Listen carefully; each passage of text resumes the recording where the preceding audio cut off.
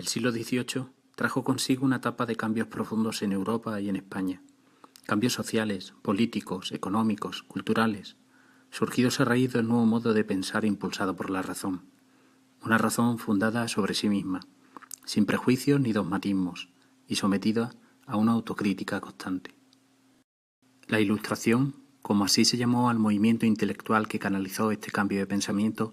sostenía que sólo a través del conocimiento se podía combatir la ignorancia, la superstición y la tiranía, con el fin de conseguir un mundo mejor, más libre y más justo.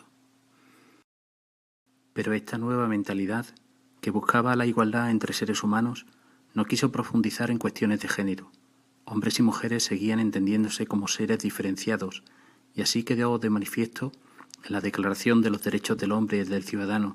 aprobados en plena Revolución Francesa el 26 de agosto de 1789. Esta marginación de la mujer, a la que no se le permitió formar parte activa del nuevo Estado liberal, actuó como detonante para la aparición de un incipiente pensamiento feminista. Prueba de ello es la Declaración de los Derechos de la Mujer y la Ciudadana, texto redactado y publicado por la escritora y filósofa francesa Hollande de Georges en 1791 como contrapunto al manifiesto anterior, un gesto por el que sería condenada a muerte por guillotina el 3 de noviembre de 1793. Fue de este modo como la Ilustración, sin pretenderlo, se convirtió en el germen del movimiento feminista, un germen que se desarrollaría y comenzaría a dar sus frutos durante las revoluciones de mediados del siglo XIX y principios del siglo XX, en el que las mujeres, americanas y europeas, alzaron sus voces para reclamar su derecho al voto, su derecho a ser escuchadas, su derecho a poder subir también a la tribuna tal y como soñó Hollande.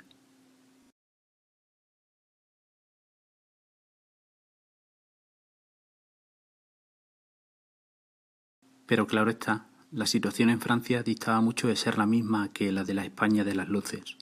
Una España que, aunque más avanzada gracias a las reformas impulsadas por la nueva dinastía borbónica, no llegaría a desterrar del todo el modo de pensar y las costumbres del antiguo régimen. Una realidad que se hacía especialmente visible en las zonas rurales. Es por este motivo por el que llama tanto la atención como en Carrión de los Céspedes, un pequeño pueblo del Aljarafe sevillano de tan solo 145 vecinos pecheros, una mujer, de condición humilde, decide romper las reglas del juego y dar un paso hacia adelante abandonando el rol que la sociedad le había impuesto. Hija de Sebastián Rodríguez y de María de Paz, María de la Cruz vino al mundo en Carrión de los Céspedes el 29 de marzo de 1733. Reinaba entonces en España Felipe V, con quien se inauguraba la saga de los Borbones, y por primera vez el señorío y marquesado de la villa eran ostentados por una mujer, doña Isabel Catalina de Céspedes y Viana, hija de don Juan Antonio de Céspedes Laso de la Vega, quien había muerto sin descendencia de varón el 15 de julio de 1709.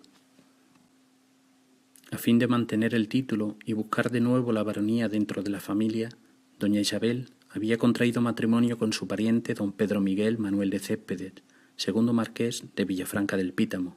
uniéndose así en una misma las dos ramas sevillanas herederas del linaje del famoso guerrero y caballero santiaguista don Juan de Céspedes. Esta unión empoderó como nunca antes a la familia Céspedes en sus territorios, lo que se tradujo en una mayor presión sobre sus vasallos y en una férrea defensa ante la justicia de cada uno de sus derechos señoriales,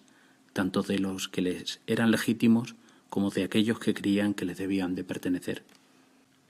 Esta situación de inusitado sometimiento tendría en Carrión una tímida contestación popular que se hizo visible de manera especial en diciembre de 1739. El día 20 de ese mes, un pequeño grupo de personas se levantó contra el nuevo marqués, don Joaquín de Céspedes, renegando de él como señor y reclamando volver a depender de la encomienda calatrava de las casas de Sevilla y Niebla, a la que había pertenecido originariamente la villa. Pese a este tipo de presiones y altercados, el 18 sería para Carrión un siglo de cierta prosperidad, de aumento demográfico, de leve mejora económica y de expansión urbana. Ahora bien, aquella prosperidad no terminaba de llegar para todos, tampoco para María de la Cruz Rodríguez, la que pasó su infancia con sus padres y sus dos hermanos, en un hogar humilde, sin más esperanzas de futuro que la de seguir el camino marcado de acuerdo a su género y condición social. Así, en 1754, al poco de cumplir los 21 años, a María de la Cruz le llegó la hora de contraer matrimonio y lo hizo con el joven Agustín Sánchez Romero, vecino de la villa y de igual condición. Dada la pobreza de ambas familias, ninguno de los contrayentes pudo aportar bienes al matrimonio, por lo que todo lo que consiguieron reunir a lo largo de su vida en común fue o fruto de sus esfuerzos o herencia de sus padres tras la muerte de estos. 2 años después de contraer matrimonio, María de la Cruz dio a luz a una niña, María del Carmen, a la que seguirían otras 2 hijas y 4 hijos, siendo el último en llegar el pequeño Juan, en 1774, el más mimado de toda la familia, y que a la postre se convertiría en un pilar fundamental para que su madre pudiese llevar a cabo alguno de sus sueños. Durante la infancia y juventud de sus hijos, María de la Cruz se dedicó a las tareas del hogar, a atender a su familia, a educar a sus hijos y probablemente a trabajar esporádicamente en el campo, actividades que sin duda le ocupaban la mayor parte del día. Mientras tanto, su marido Agustín hacía lo necesario para sostener a la numerosa prole trabajando como panadero. No debió ser esta una etapa sencilla en la vida de María de la Cruz, especialmente si tenemos en cuenta que padeció la pérdida de 2 de sus hijos, ambos a edad muy temprana, y que la economía familiar nunca fue especialmente boyante. Pese a todo, la vida iba saliendo adelante y no sin esfuerzo, el matrimonio pudo dar una pequeña dote a los hijos que se le fueron casando y adquirir en propiedad los siguientes bienes: una haza de 2 fanegas de tierra para sembrar y un majuelo de 1500 cepas en la zona de la capellanía, media aranzada de olivar en los Mármoles, en términos de la vecina localidad de Castilleja del Campo, 2 caballos y especialmente una casa en la calle Faldriquera, hoy Ramírez Cruzado, en la que residía la familia. En ella vivía el matrimonio con sus hijos, cuando en 1783 la muerte se hizo de nuevo presente, llevándose con ella a Agustín y dejando a María de la Cruz viuda. Fue este el triste detonante que hizo cambiar su vida por completo. Tradicionalmente, a Francisco, su hijo mayor, le hubiese correspondido hacerse cargo del negocio de la panadería de su padre y seguir manteniendo así la unidad familiar. Pero Francisco ya estaba comprometido con la joven Nicolasa Fernández, con la que habría de formar su propia familia.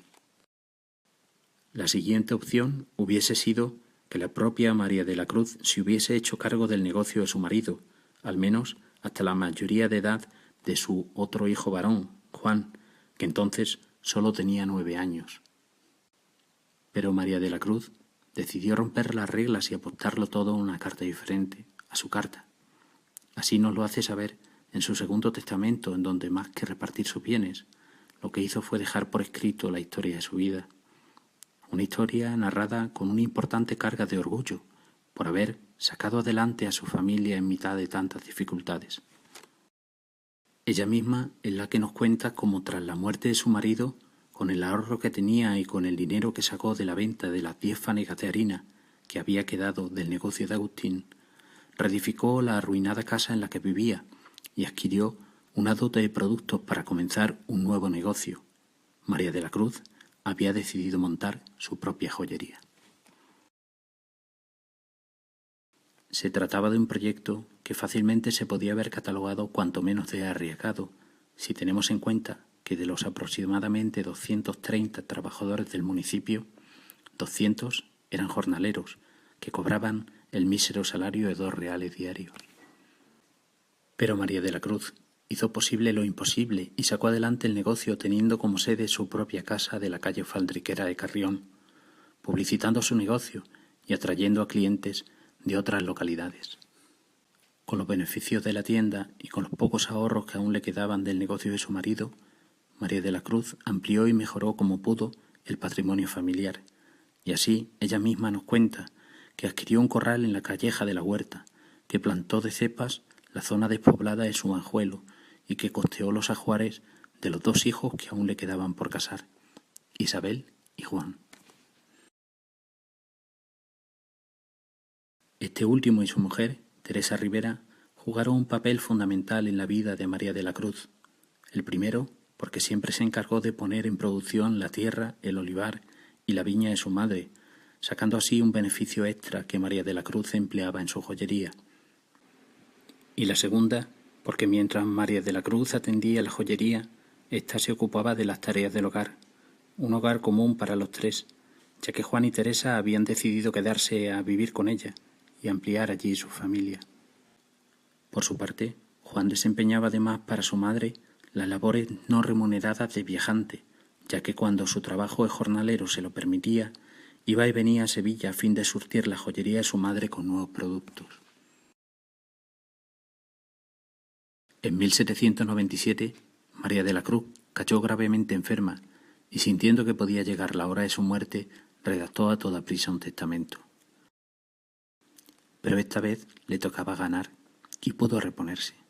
De este modo, una vez recuperadas las fuerzas, la vida siguió adelante y su trabajo en la joyería continuó dando sus frutos hasta el punto de que las ganancias aumentaron. Así nos lo hace saber ella misma en su segundo testamento, redactado solo 5 años más tarde, el 27 de septiembre de 1802. Es en este documento donde, como antes decíamos, María de la Cruz hace un repaso consciente, pausado y meditado de su vida, mostrándonos a través de él su carácter constante, su capacidad de lucha y sufrimiento, sus miedos, sus anhelos, el amor a sus hijos y la felicidad de quien llegó a sentirse verdaderamente realizada. El éxito de su negocio y la llegada de sus nuevos nietos, hijos de Juan y de Teresa, endulzaron el final de su vida, de una vida plena, intensamente vivida. María de la Cruz Rodríguez de Paz falleció el 8 de noviembre de 1810, a los 77 años de edad, siendo sepultada al día siguiente en la parroquia de Carrión de los Céspedes, amortajada, tal y como era su deseo, con el hábito de San Francisco.